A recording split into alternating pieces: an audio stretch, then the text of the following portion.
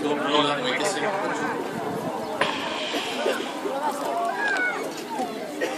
e all'apice della catena alimentare, avendo predatori sopra di lei, può permettere anche quello cioè di fare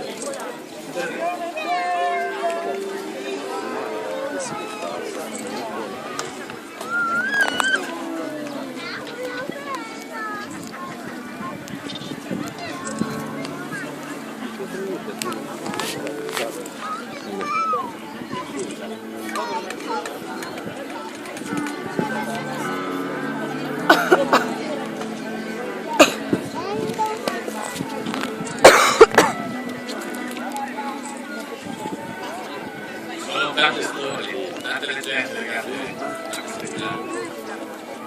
Una su tutte vuole che l'aquila, da parte della sua energia, parte della sua forza vitale, la fa chiesa.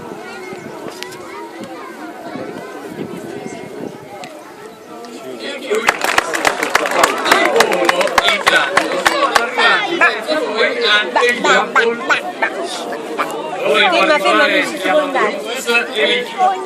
Sono due avvoltoi della specie cappocchiaio di Leatta, e un pochino di scuola rivale del continente africano.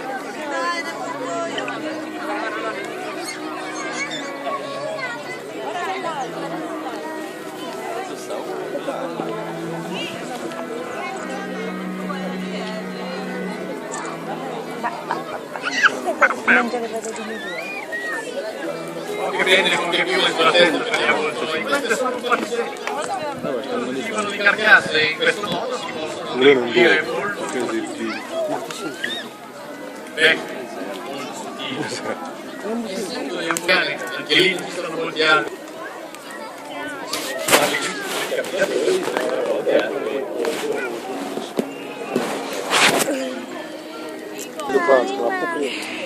Avvoltoi africani. Aquila asiatica.